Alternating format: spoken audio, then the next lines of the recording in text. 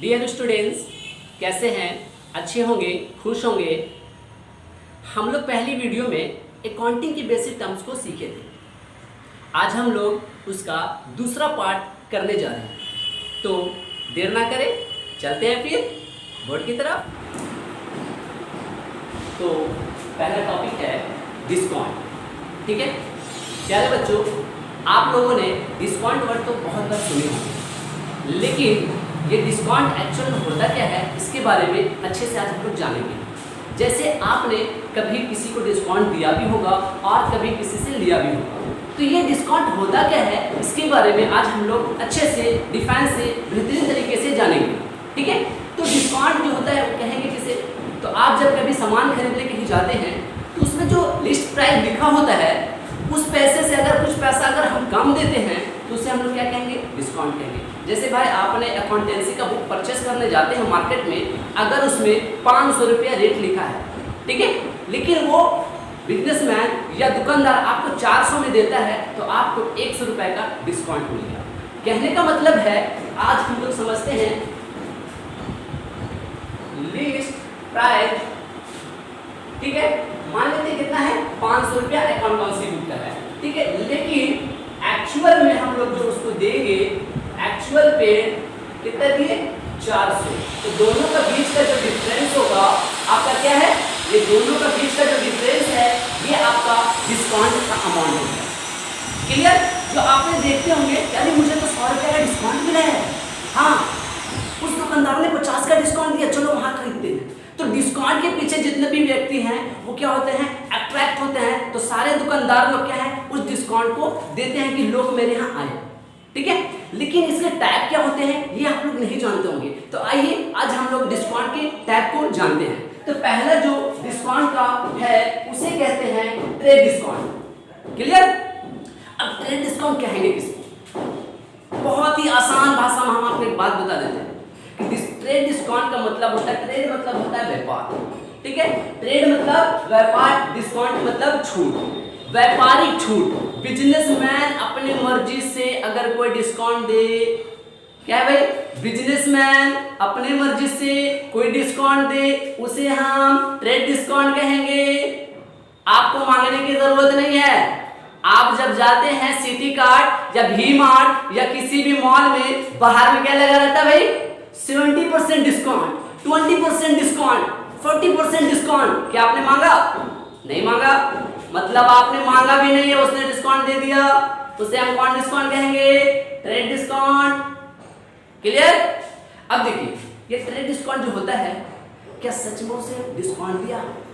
तो कहने का मतलब है ट्रेड डिस्काउंट का मतलब जब दुकानदार खुशी से दे, इसका मतलब ये सेलिंग बढ़ाने का एक प्रोसेस है। ये कोई डिस्काउंट नहीं है, ये क्या है? सेलिंग बढ़ाने का एक प्रोसेस है। इसका एक छोटा सा लाइन कहेंगे। ट्रेड डिस्काउंट का मतलब, ट्रेड डिस्काउंट वह डिस्काउंट है जिसको देने से देने वाले को कोई लॉस नहीं होता और पाने वाले को कोई प्रॉफिट नहीं होता, उसे हम ट्रेड डिस्काउंट कहेंगे। क्लियर? कहने का मतलब है हम बाहर में लिख दिए 50% डिस्काउंट, 200 का माल 50 में, तो क्या घर से दे रहा? नहीं, वो सेलिंग बढ़ाने का एक जरिया है कि लोग गुजरेंगे देखेंगे वी मार्ट के पास 50% डिस्काउंट, अरे चलो चलो चलो चलो भीड़ लगा दो। अब भीड़ लगने के बाद क्या होगा? माल ऑटोमेटिक बिकेगा। इसे कहते हैं बिजनेस पॉलिसी। समझे? तो ये क्या है? Trade discount. ट्रेड डिस्काउंट का मतलब वो डिस्काउंट जिसको देने से देने वाले को कोई लॉस नहीं, पाने वाले को कोई प्रॉफिट नहीं, तो इसे क्या कहेंगे? फॉर एग्जाम्पल, ठीक है, फॉर एग्जाम्पल हम लोग देखते हैं, इसे कहेंगे जैसे में इसके अंदर कौन कौन आ सकता है? जैसे में वी मार्ट 70% अगर लिख देते हैं या कोई भी बिजनेसमैन 20% लिख देते हैं, जिससे हम लोग डिस्काउंट कहते हैं। क्लियर? चलिए दूसरा चलते हैं कैश डिस्काउंट। कैश डिस्काउंट किसे कहेंगे? देखिए ये जो डिस्काउंट है इसका मेन मोटिव क्या होता है? पैसे को प्राप्त करना मेन मोटिव होता है। मेन पर्पस कैश को प्राप्त करना, तभी ये डिस्काउंट दिया जाता है, वरना ये डिस्काउंट आपको नहीं मिलेगा। क्या आप लोगों ने कभी फ्लिपकार्ट, अमेज़न से परचेस किया है कुछ मटेरियल? ऑफ कोर्स किया होगा आप लोगों ने। हाँ सर, ये क्यों नहीं करेंगे? ऑनलाइन मार्केटिंग तो चल रहा है भाई, करेंगे क्यों नहीं सर, लॉकडाउन है, घर पे बैठे बैठे ऑनलाइन कर दिए भाई, आ गया माल, डिस्काउंट नहीं चल रहा था सर, मैंने ले लिया, आहा बहुत मजा आ रहा था आपको। चलिए आप समझते हैं ये क्या डिस्काउंट है।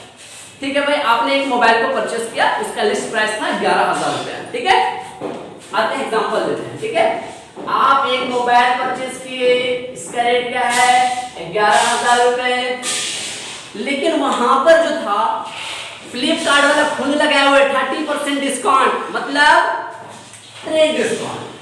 लेकिन कहता है जब पेमेंट का टाइम आता है तो बोलते हैं अगर एक्सिस बैंक से पेमेंट करोगे 5% डिस्काउंट देंगे। मतलब उसको क्या चाहिए, पैसा एट अ टाइम चाहिए, अर्जेंट में चाहिए, अभी चाहिए, एक हफ्ते बाद नहीं चाहिए, इसलिए वो इसलिए दे रहा आपको डिस्काउंट, कैश को प्राप्त करने के पर्पस से दे रहा 5% डिस्काउंट। वो डिस्काउंट कौन सा डिस्काउंट कहेगा, कैश डिस्काउंट, मतलब बिलिंग के टाइम, मतलब बिलिंग के टाइम, पेमेंट टाइम अगर आपका आता है, अगर आपको डिस्काउंट देते हैं या आपको मिलता है तो उसको हम कौन सा डिस्काउंट कहेंगे, कैश डिस्काउंट। इसको देने से देने वाले को लॉस हो जाता है, क्या भाई, देने वाले को लॉस हो जाता है और पाने वाले को प्रॉफिट हो जाता है, ठीक है। मतलब देने वाले को लॉस, पाने वाले को प्रॉफिट। अगर आपको हम और एक छोटा सा एग्जांपल दें तो आपको और बेहतर तरीके से समझ में आएगा, ठीक है। जैसे में देखिए कैश डिस्काउंट, कैश डिस्काउंट को शॉर्ट में सीडीबी कहते हैं, क्लियर है ना। कैश डिस्काउंट को शॉर्ट में सीडीबी कहते हैं। अब ये कैश डिस्काउंट का मतलब है जब कोई व्यक्ति कोई सामान को परचेस करता हो, ठीक है, लेकिन उसे क्या कह रहे भाई अगर अभी तुम पेमेंट दोगे 5% तुमको छोड़ देंगे। मतलब आपको क्या है भाई, किस लिए दिया जा रहा, क्योंकि कैश को प्राप्त करने के पर्पस से दिया जा रहा। तो मेन मोटिव क्या होता है इसका, कैश को प्राप्त करना इसका मेन मोटिव होता है, उसे हम लोग क्या कहेंगे, कैश डिस्काउंट कहेंगे। क्लियर है, ठीक है।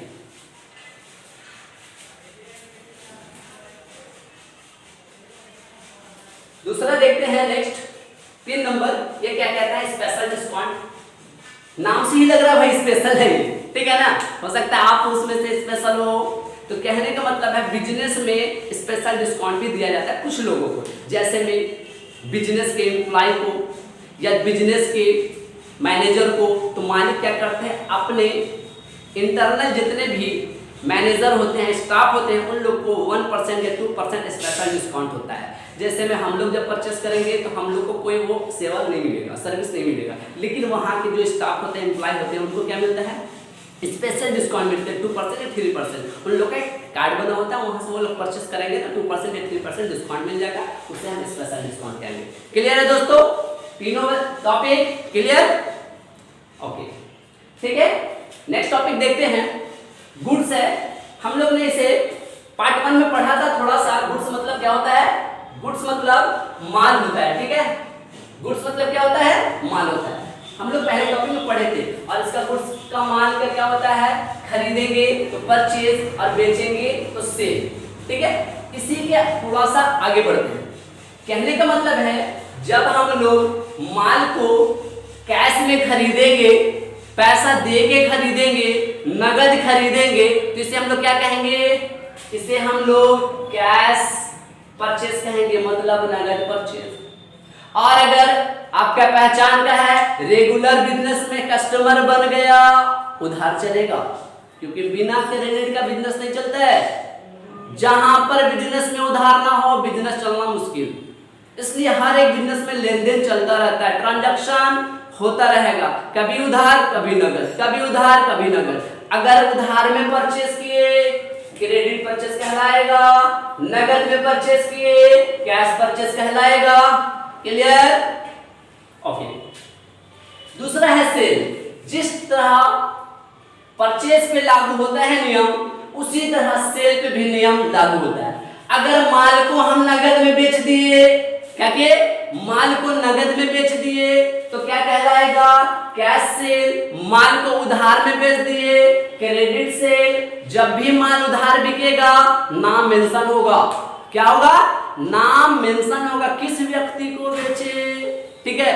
नाम मेंशन नहीं करोगे, बाद में रिकॉर्ड कैसे मेंटेन करोगे, कौन व्यक्ति को दिए भाई उधार में, नहीं पता चलेगा।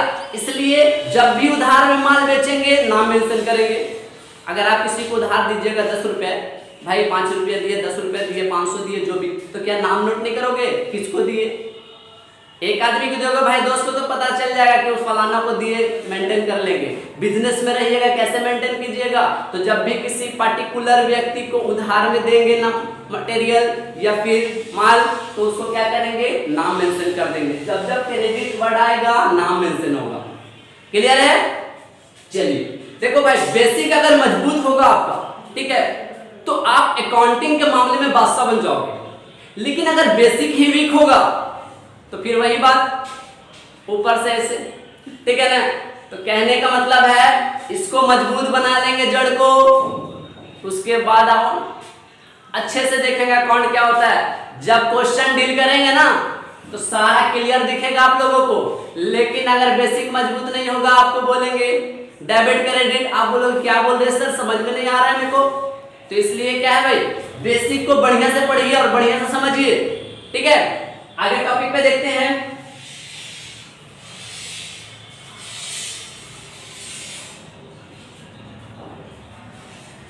नेक्स्ट टॉपिक है हमारा एक्सपेंस। क्या है भाई? एक्सपेंस। एक्सपेंस मतलब क्या होता है? खर्च, ठीक है ना? एक्सपेंस मतलब खर्च।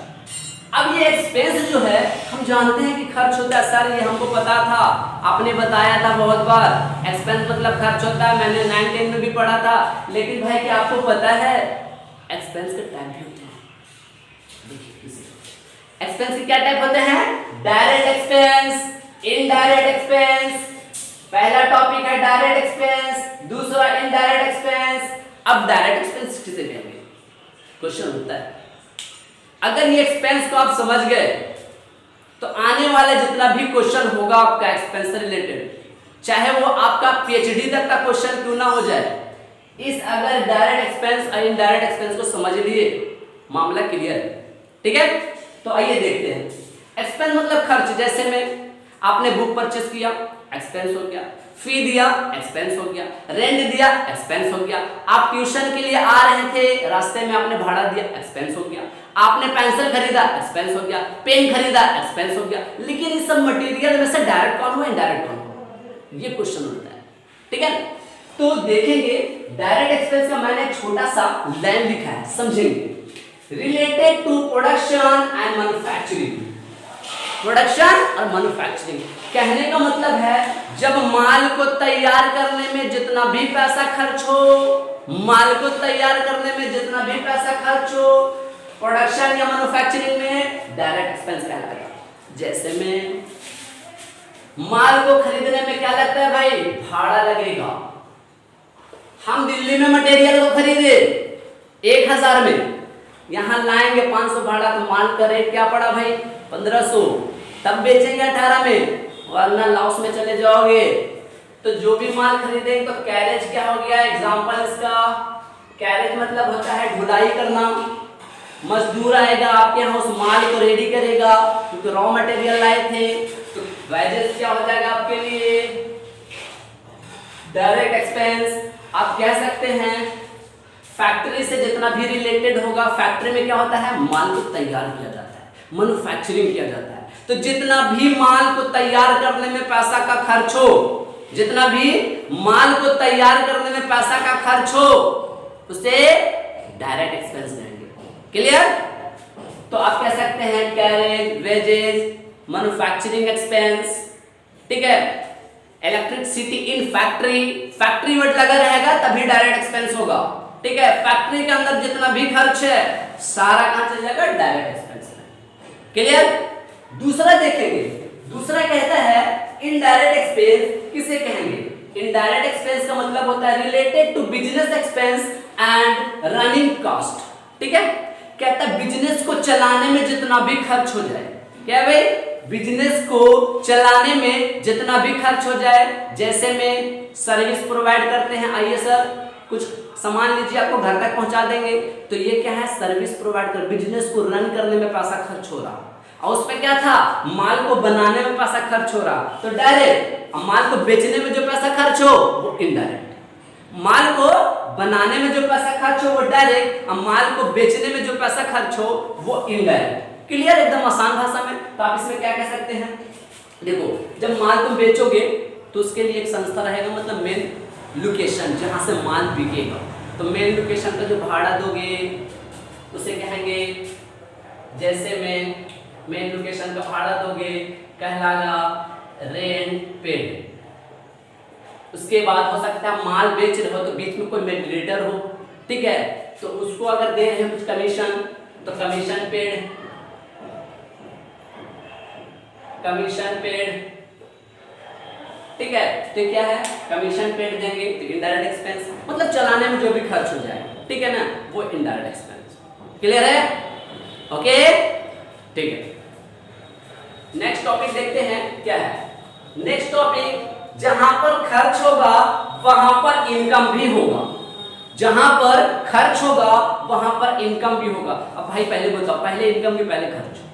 कहता सर पहले एक्सपेंस करो फिर इनकम आएगा, पहले पसीना बहाओ फिर आराम आएगा, ठीक है ना।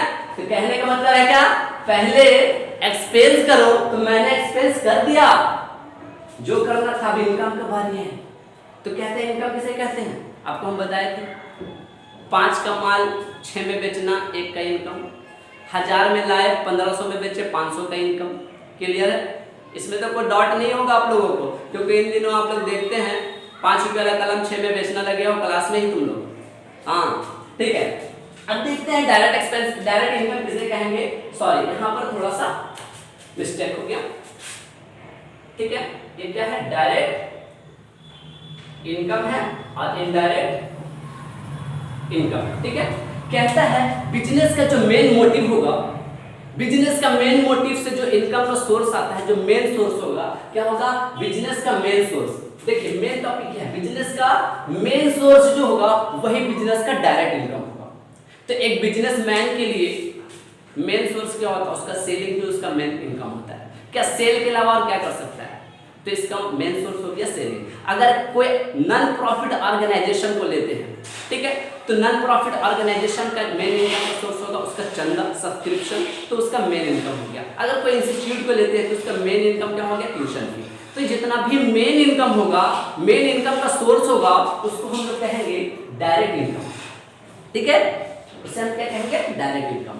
और इनडायरेक्ट इनकम किसे कहेंगे, कहता है general source of business, business का जो जनरल सोर्स होगा, ठीक है, इनकम का जो जनरल सोर्स। जैसे में देखिए एक बिजनेसमैन क्या करता है, कभी कभी मेन सोर्स उसका क्या है, सेल करना और पैसा कमाना, सेल करना पैसा कमाना ही मेन सोर्स हो गया।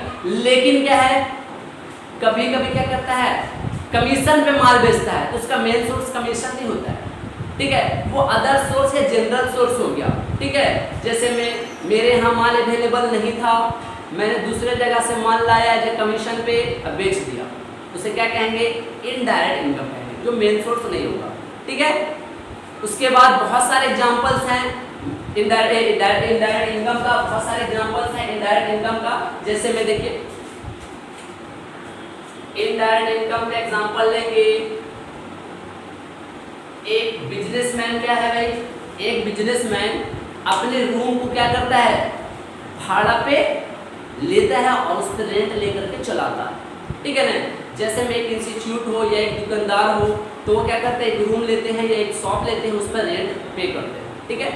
तो वो रेंट जो पे कर रहे हैं, मान लेते हैं एक दुकान का रेट 5000 रुपये है, क्या है भाई, एक दुकान का रेट 5000 है, रेट पेड 5000, ये क्या है हमारे लिए, आप कह सकते हैं सर ये इनडायरेक्ट एक्सपेंस है, इनडायरेक्ट एक्सपेंस है। हम क्या कर रहे हैं, रेंट पे देते हैं, लेकिन अचानक से संडे के दिन मेरी दुकान बंद हो, मेरा हॉल बंद हो, मेरा इंस्टीट्यूट बंद हो, किसी आदमी ने कहा आपका रूम चाहिए, 1 घंटे के लिए एक मीटिंग करना है, तो मैंने उस पर चार्ज लगा दिया, कहा आपको 500 रुपये देना होगा 1 घंटे का चार्ज।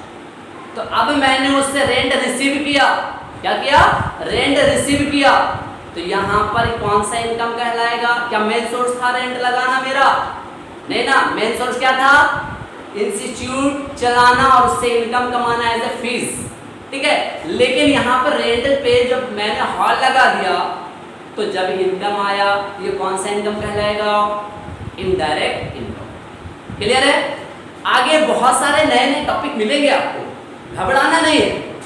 घबराने से मामला बनता नहीं और बिगड़ जाता है, ठीक है। तो पेशेंस रखिए और पढ़ाई एकदम समझ समझ के धीरे धीरे आराम से करें, ठीक है। तो आपको दोनों यहाँ तक क्या हो गया, क्लियर हो गया। आगे बढ़ते हैं, आगे का जो टॉपिक है उसको थोड़ा ध्यान से और बेहतर ढंग से समझेंगे कि ये टॉपिक एक्चुअल में होता क्या है, क्योंकि ये दोनों वर्ड आप हो सकता है पहली बार सुन रहे होंगे, ठीक है।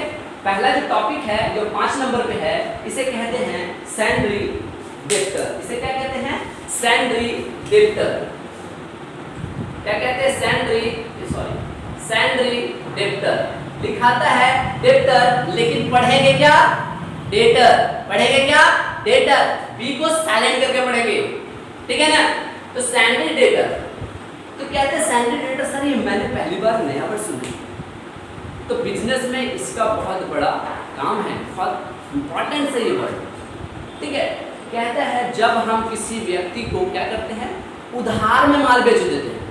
भाई उधार में माल तो बेचना कंपलसरी है बिजनेस में। तो हम क्या करते हैं, जब हम किसी व्यक्ति को उधार में माल बेच देते हैं, तो जितने अमाउंट का मैंने उसको उधार में माल बेचा, वह व्यक्ति उतने अमाउंट का सैंडरी डेटर बन गया। क्या हो गया, बिजनेस के लिए वो क्या बन गया, सैंडरी डेटर बन गया। तो वो व्यक्ति जब तक पैसा नहीं देगा वो उतने का सैंडरी डेटर है। तो यहाँ पर लिखे a person who purchase on credit is called debtor. अगर हम किसी व्यक्ति को उधार में माल बेच देते हैं, 5000 का बेचेंगे तो 5000 का सैंडरी डेटर हो जाएगा, 10,000 का बेचेंगे तो 10,000 का हो जाएगा, 1 लाख का बेचोगे तो 1 लाख का हो जाएगा। तो हम लोग क्या करेंगे, अगर किसी व्यक्ति को हम उधार में माल बेच दिए, वह व्यक्ति क्या हो जाएगा, हमारे लिए सैंडरी डेटर हो जाएगा।